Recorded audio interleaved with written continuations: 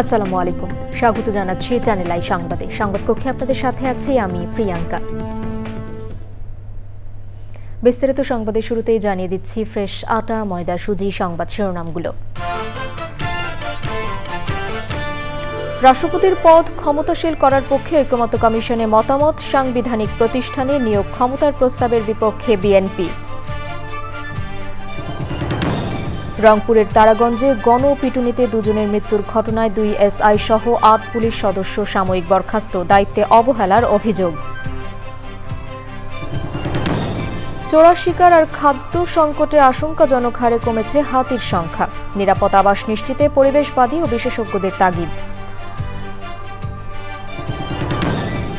এবং সবুজে সাজাই বাংলাদেশ স্লোগানে রাঙামাটিতে প্রকৃতি ও জীবন ক্লাবের বৃক্ষরোপণ ও চারা বিতরণ, স্বাগত জানিয়েছেন বিশিষ্টজনেরা।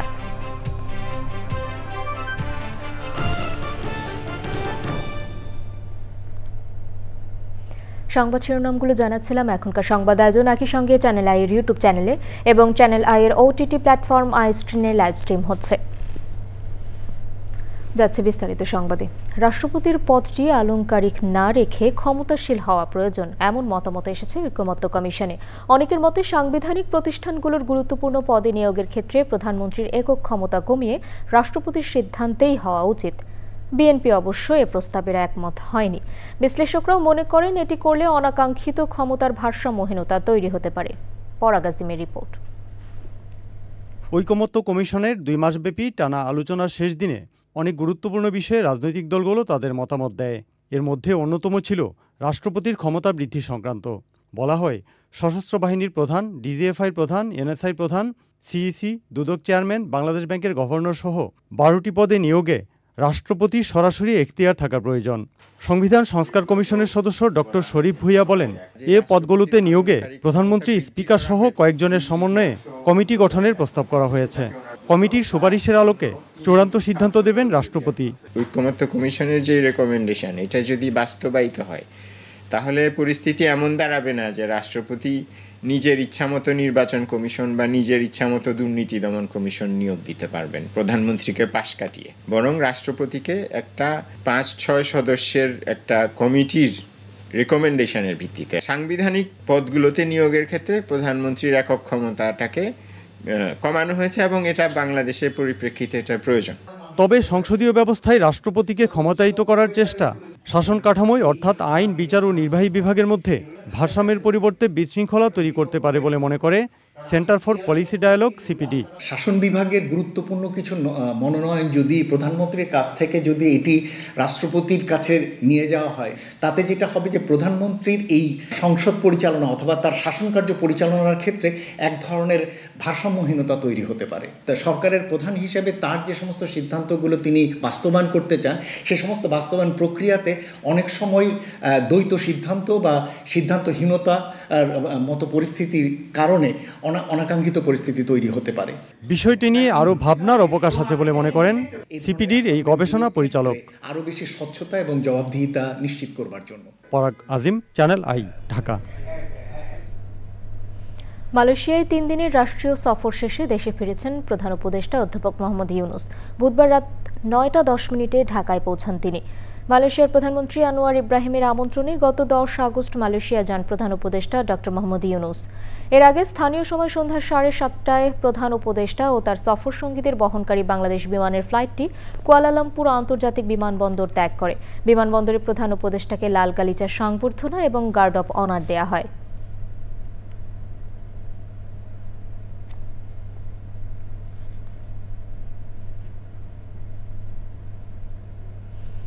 রংপুরের তারাগঞ্জে গণপিটুনিতে দুজনের মৃত্যুর ঘটনায় দায়িত্বে অবহেলার অভিযোগে 2 এসআই সহ 8 পুলিশ সদস্যকে সাময়িক বরখাস্ত করা হয়েছে। সাময়িক বরখাস্ত হওয়া পুলিশ সদস্যরা হলেন তারাগঞ্জ থানার SI Abu Zobayer, SI Shafiqul Islam, constable ফারিকুদ Akhtar জামান, ধীরাজ কুমার রায়, হাসান আলী, ফিরোজ কবির, মোক্তার হোসেন ও বাবুল চন্দ্র রায়। তাদের রংপুর জেলা পুলিশ লাইন্সে সংযুক্ত করা হয়েছে। সেই সাথে রূপলাল হত্যা মামলার তদন্তকারী কর্মকর্তা এসআই আবু জোবায়েরকে তদন্ত কার্যক্রম থেকে অব্যাহতি দিয়ে নতুন তদন্ত কর্মকর্তা হিসেবে তারাগঞ্জ থানার পুলিশ পরিদর্শক রফিকুল ইসলামকে নিয়োগ দেওয়া হয়েছে। গত 9 আগস্ট রাতে তারাগঞ্জের কুরসা ইউনিয়নের ঘনিরামপুর ডাঙ্গাপাড়া গ্রামের রূপলাল ও তার ভাগ্নি জামাই প্রদীপ বাড়ি ফেরার পথে গণপিটুনিতে নিহত হন। এ ঘটনায় রূপলালের স্ত্রী ভারতী রানী বাদী হয়ে তারাগঞ্জ থানায় একটি হত্যা মামলা দায়ের করেন। প্রকৃতির ইঞ্জিনিয়ার খ্যাত হাতির রয়েছে পরিবেশের ভারসাম্য রক্ষায় গুরুত্বপূর্ণ ভূমিকা। তবে অপরিকল্পিত আগ্রাসন, চোরা শিকার আর খাদ্য সংকটে আশঙ্কাজনক হারে কমেছে হাতির সংখ্যা। IUCN রেড লিস্টেও অতি সংকটাপন্ন প্রাণী হিসেবে তালিকাভুক্ত হাতি। বাস্তুতন্ত্র রক্ষায় হাতির নিরাপদ আবাসন নিশ্চিতের পাশাপাশি পর্যাপ্ত খাদ্যের ব্যবস্থা করার তাগিদ দিয়েছেন পরিবেশবাদী ও বিশেষজ্ঞরা। বাংলাদেশের হাতি সংরক্ষণ নিয়ে আফরোজা হাসির রিপোর্ট। শত বছর আগেও দেশের প্রায় সব বনাঞ্চলেই ছিল হাতির বিচরণ।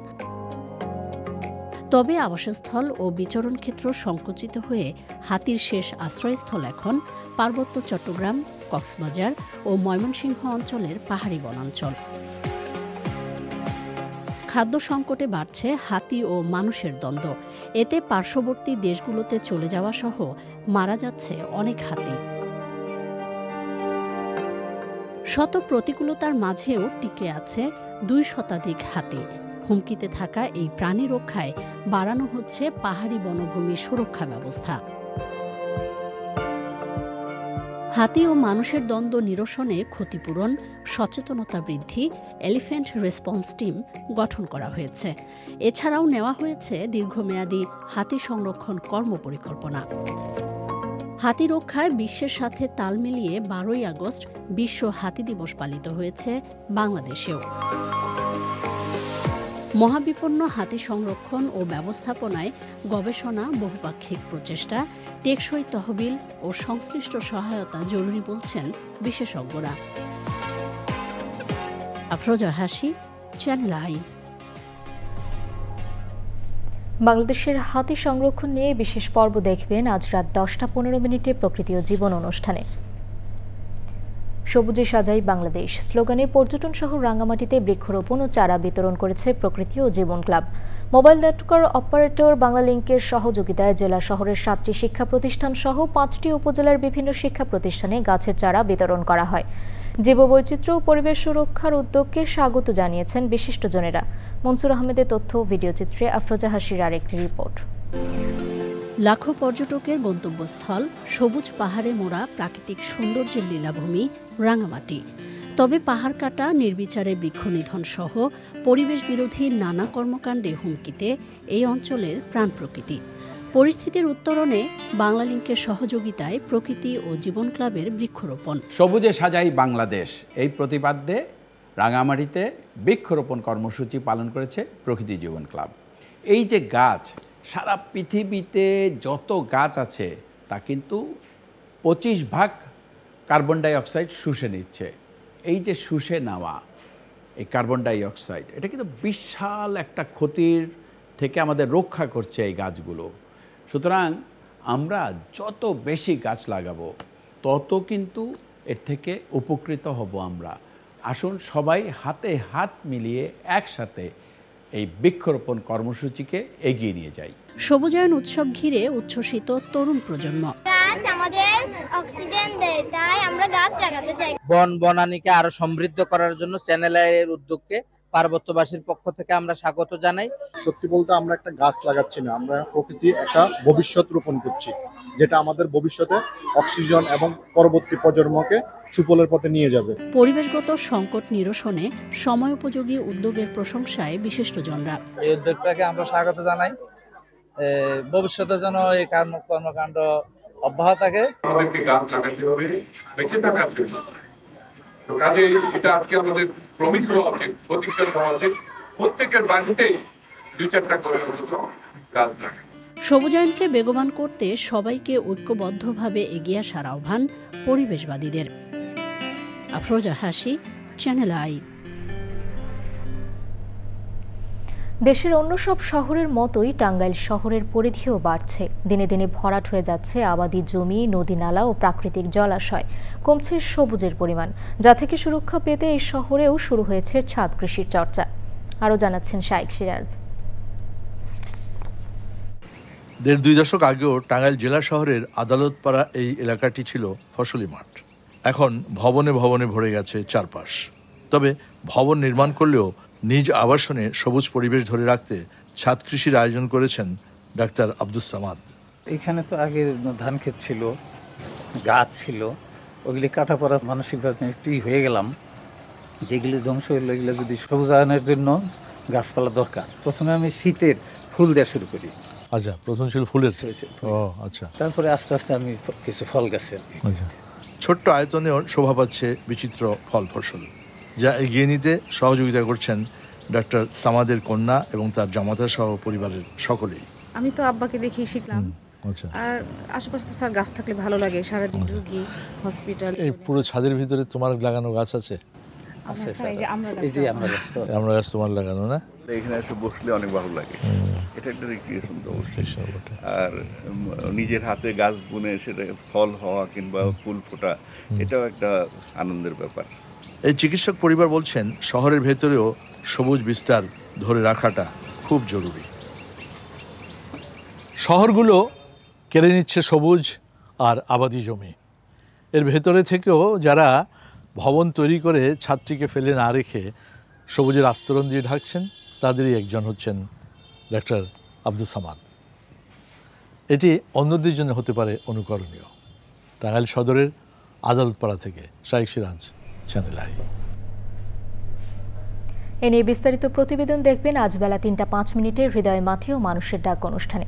দর্শক, এবারে বিরতি। আর বিরতির পর যা থাকছে,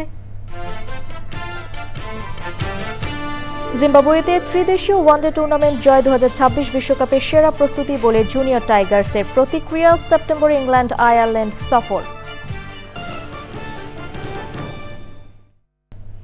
এবার গাজা নগরী পুরোপুরি দখলে নিতে স্থল অভিযান শুরু করেছে ইসরায়েলি বাহিনী। এতে এ নগরীর ১০ লাখ বাসিন্দার জীবন ঝুঁকিতে পড়েছে। ইতিমধ্যে গাজা নগরীর পূর্বাঞ্চল থেকে বাসিন্দারা বাড়িঘর ছাড়তে শুরু করেছে। গাজার তাল আল হাওয়ার দক্ষিণাঞ্চল দিয়ে ট্যাঙ্ক মূল সীমানায় ঢুকে পড়েছে। এদিকে ইসরায়েলি সেনাবাহিনীর হামলায় ২৪ ঘণ্টায় আরও ১২৩ জন নিহত হয়েছেন বলে গাজার স্বাস্থ্য মন্ত্রণালয় জানিয়েছে। তাদের মধ্যে ত্রাণ নিতে যাওয়া ২১ জন রয়েছেন। গাজা উপত্যকায় ইসরায়েলি বাহিনীর আভিযানিক পরিকল্পনার মূল রূপরেখা অনুমোদন দিয়েছেন দেশটির সশস্ত্র বাহিনীর প্রধান লেফটেন্যান্ট জেনারেল আইয়াল জামির। গাজার গণমাধ্যম দপ্তরের মহাপরিচালক ইসমাইল আল সাওয়াবদা বলেছেন, গাজা নগরীতে আগ্রাসী অনুপ্রবেশ অব্যাহত রেখেছে দখলদার ইসরায়েলি বাহিনী।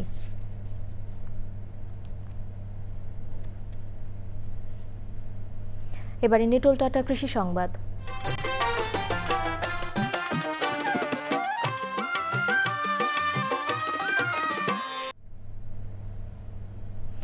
কৃষি নির্ভর জেলার সাতক্ষীরায় চলতি বছরে ১১৫ হেক্টর জমিতে মালটার চাষ হয়েছে। এর মধ্যে সবচেয়ে বেশি মালটা চাষ হয়েছে কলারোয়ায়। উপজেলার মালটা চাষী আলিমুজ্জামান পলাশ এবার ১০ বিঘা জমিতে মালটা চাষ করে সফলতার স্বপ্ন দেখছেন। সাতক্ষীরা থেকে আবুল কালাম আজাদের তথ্য, ভিডিও চিত্রে আল মুকসিদের রিপোর্ট। জেলার মাটি ও আবহাওয়া কিছুটা লবণাক্ত হওয়ায় সাতক্ষীরা অঞ্চলের মালটা খুবই মিষ্টি হয়ে থাকে। কম খরচে মালটা চাষ করে অনেকেই লাভবান হচ্ছেন এ জেলায়। তেমনভাবেই আলিমুজ্জামান পলাশ তার বড় ভাইয়ের অনুপ্রেরণায় গড়ে তুলেছেন মালটা বাগান। আশা করতেছি এবছর হয়তো ৬০-৭০ হাজার টাকার কাছাকাছি যে দাঁড়াবে এবং সামনের বছর থেকে ২০২৬ সাল থেকে আমরা আশা করি ৫ থেকে ৬ লাখ টাকার এখান থেকে আমরা মুনাফা আসবে।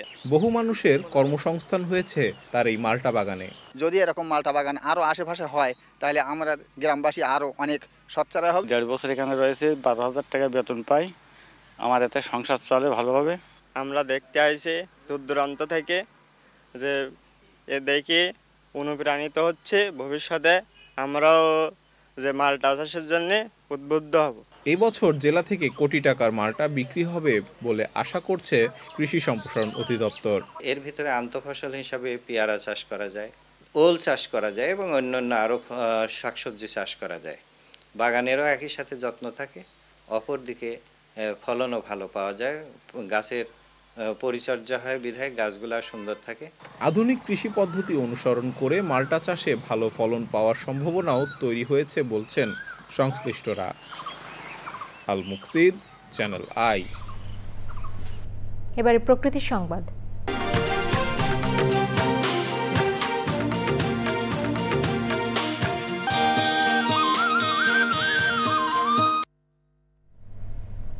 মুন্সিগঞ্জের টঙ্গীবাড়ির দিঘিরপাড় বাজারে পদ্মা নদীর আকস্মিক ভাঙন শুরু হয়েছে। প্রবল স্রোতে মুহূর্তেই বিলীন হয়ে গেছে বাজারের বেশ কিছু ব্যবসা প্রতিষ্ঠান।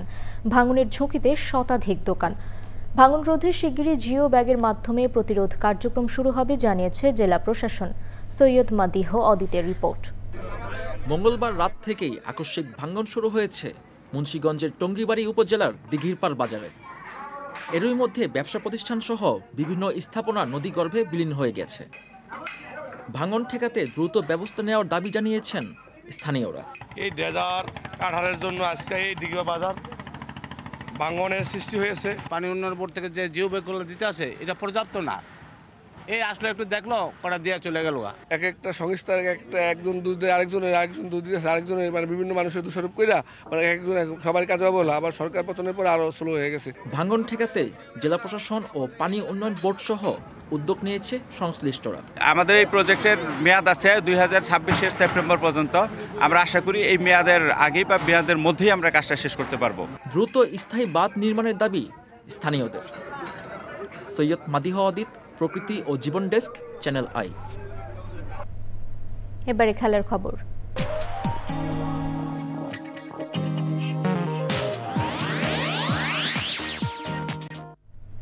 ত্রিদেশীয় ক্রিকেট সিরিজের চ্যাম্পিয়ন হয়ে দেশে ফিরে উৎসবের আমেজে রয়েছে অনূর্ধ্ব-19 বাংলাদেশ যুব দল। যুব ওয়ানডের ফাইনালে শক্তিশালী সাউথ আফ্রিকাকে হারিয়ে টাইগার যুবরা সেরেছে তাদের বিশ্বকাপ প্রস্তুতি। 2026-এর মূল আসরের আগে আয়ারল্যান্ড ও ইংল্যান্ডে ব্যস্ত সূচি থাকায় এনসিএলও খেলা হচ্ছে না আজিজুল, রিজান ও আল ফাহাদদের। আদিল আহমেদ শানের রিপোর্ট।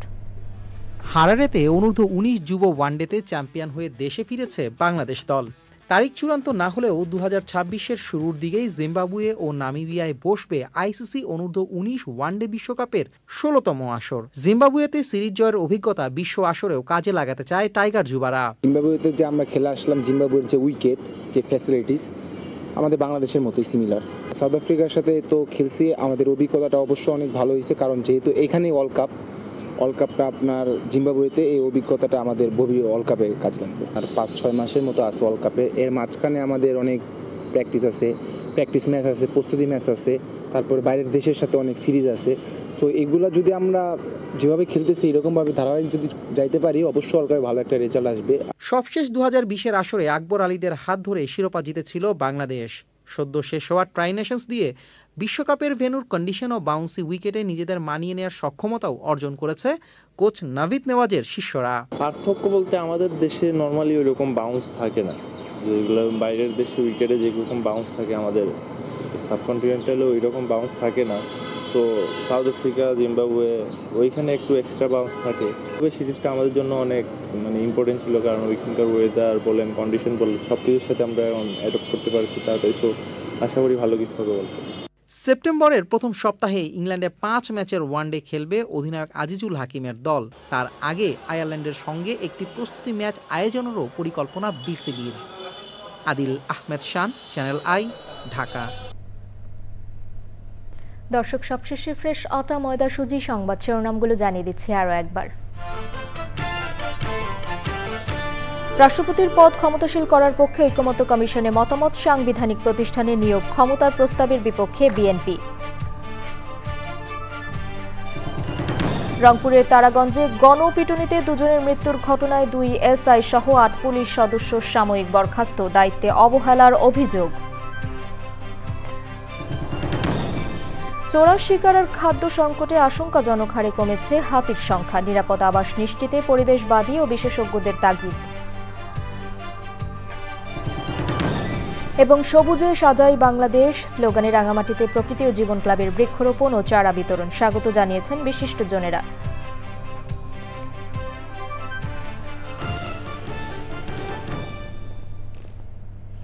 দর্শক, এখনকার সংবাদ আয়োজন এ পর্যন্তই। এতক্ষণ সাথে থাকার জন্য ধন্যবাদ সবাইকে।